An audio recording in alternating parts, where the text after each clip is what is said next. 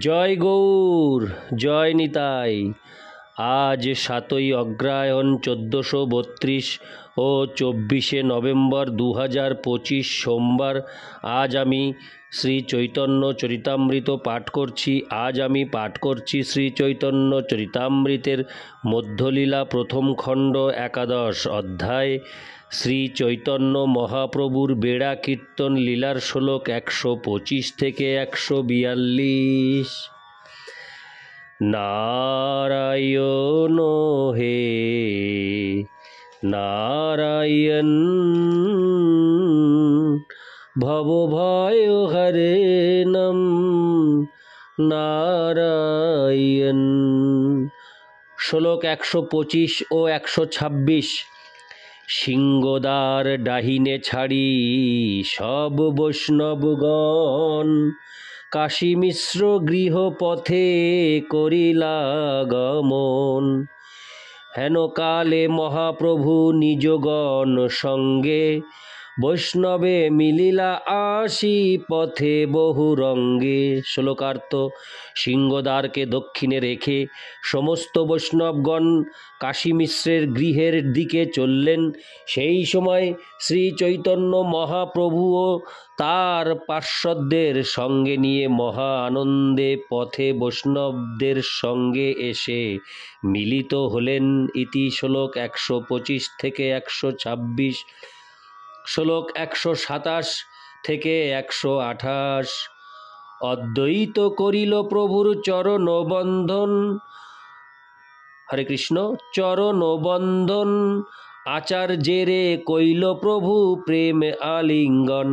প্রেমানন্দে হইলা দুহে পরম অস্থির, সময় দেখিয়া প্রভু হইলা কিছু ধীর। শ্লোকার্থ: অদ্বৈত আচার্য প্রভু শ্রী চৈতন্য মহাপ্রভুর চরণ বন্দনা করলেন এবং গভীরভাবে শ্রী চৈতন্য মহাপ্রভু তখন তাকে আলিঙ্গন করলেন। প্রেমানন্দে দুজনে পরম অস্থির হলেন, কিন্তু শ্রী চৈতন্য মহাপ্রভু সেই পরিবেশের কথা বিচার করে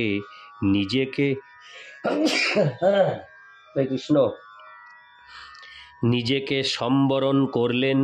ইতি শ্লোক 127 থেকে 128। শ্লোক 129 থেকে 130। শ্রীবাস আদি করিল প্রভুর চরণ বন্দন, প্রত্যেকে করিল প্রভু প্রেম আলিঙ্গন। একে একে সর্বভক্তে কইল সম্ভাষণ, সবালঙ্গা মানে সব মিলে অভ্যন্তরে করিলা গমন। শ্লোকার্থ: তারপর শ্রীবাস আদি সমস্ত ভক্তরা একে একে শ্রী চৈতন্য মহাপ্রভুর চরণ বন্দনা করলেন এবং মহাপ্রভু তাদের প্রত্যেককে গভীর প্রেমে আলিঙ্গন করলেন। এইভাবে তিনি একে একে সমস্ত ভক্তদের সম্ভাষণ করলেন এবং তারপর সকলকে নিয়ে গৃহাভ্যন্তরে গমন করলেন। ইতি শ্লোক 129 থেকে 130। শ্লোক 131। মিশ্রের আবাস সেই হয় অল্প স্থান, অসংখ্য বৈষ্ণব তাহা হইল পরিমাণ। শ্লোকার্থ: কাশী মিশ্রের গৃহটি স্বল্প পরিসর হলেও তাতে অসংখ্য বৈষ্ণবের বসবাস স্থান হয়েছিল। ইতি শ্লোক 131। শ্লোক 132। আপন নিকটে প্রভু সবা বসাইল, আপনি শ্রীহস্তে সবারে মাল্য গন্ধ দিলা। হরে কৃষ্ণ। শ্লোকটি আমি আরেকবার পাঠ করছি। 132। আপন নিকটে প্রভু সবা বসাইলা, আপনি শ্রীহস্তে সবারে মাল্য গন্ধ দিলা। শ্লোকার্থ: শ্রী চৈতন্য মহাপ্রভু সমস্ত ভক্তদের তার কাছে বসালেন এবং স্বহস্তে মালা ও চন্দন দিলেন। ইতি শ্লোক 132। শ্লোক 133। ভট্টাচার্য আচার্য তবে মহাপ্রভুর স্থানে, যথাযোগ্য মিলিলা সবাকার সনে। শ্লোকার্থ: তখন গোপীনাথ আচার্য এবং সার্বভৌম ভট্টাচার্য শ্রী চৈতন্য মহাপ্রভুর স্থানে সমস্ত বৈষ্ণবদের যথাযোগ্য সম্ভাষণ করে তাদের সঙ্গে মিলিত হলেন।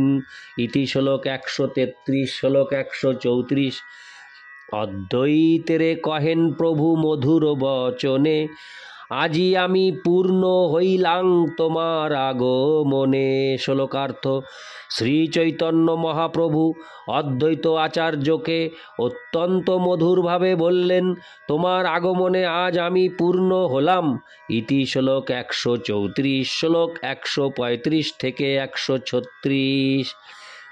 অদ্বৈত কহে, ঈশ্বরের এই স্বভাব হয়, যদ্যপি আপনে পূর্ণ সর্বৈশ্বর্যময়, তথাপি ভক্ত সঙ্গে হয়ে সুখোল্লাস, ভক্ত সঙ্গে করে নিত্য বিবিধ বিলাস। শ্লোকার্থ: অদ্বৈত আচার্য প্রভু উত্তর দিলেন, পরমেশ্বর ভগবানের এমনই স্বভাব, যদিও তিনি স্বয়ং পূর্ণ এবং সকল ঐশ্বর্যমণ্ডিত, তবুও তিনি তার ভক্তের সঙ্গ লাভ করে মহা আনন্দ উপভোগ করেন এবং তাই তার ভক্তদের সঙ্গে তিনি নিত্যকাল বিবিধ লীলা বিলাস করেন। ইতি শ্লোক 135 থেকে 136 শ্লোক 137 থেকে 138।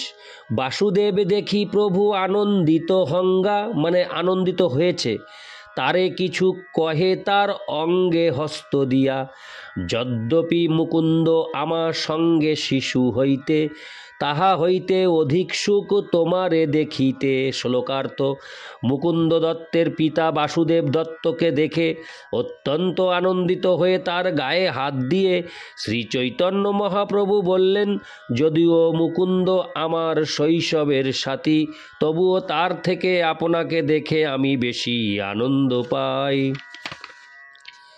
হরে কৃষ্ণ। ইতি তাৎপর্য 137 থেকে 138 তাৎপর্য: বাসুদেব দত্ত ছিলেন শ্রী চৈতন্য মহাপ্রভুর শৈশবের সাথী মুকুন্দ দত্তের পিতা।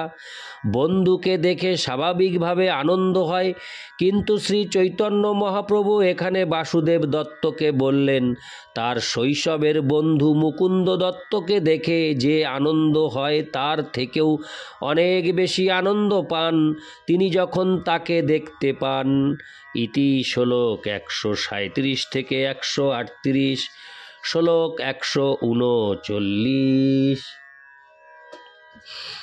বাসু কহে, মুকুন্দ আদৌ পাইল তোমার সঙ্গ, তোমার চরণ পাইল সেই পুনর্জন্ম।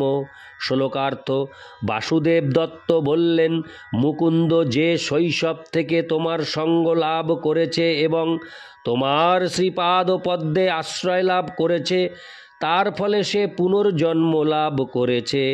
ইতি শ্লোক 139 শ্লোক 140।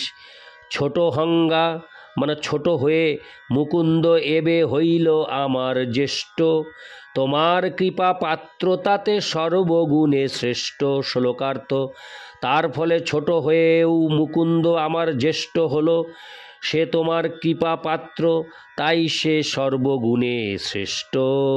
ইতি শ্লোক 140 শ্লোক 141 থেকে 142।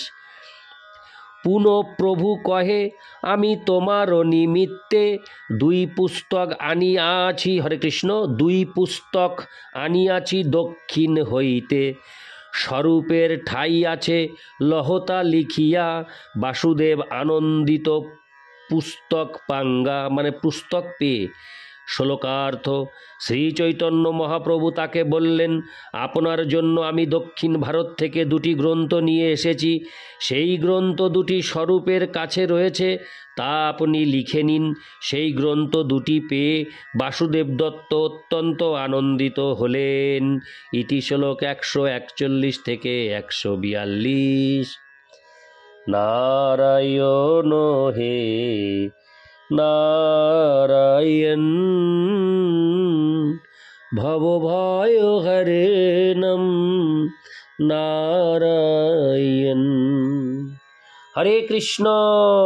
জয় গৌর, জয় নিতাই।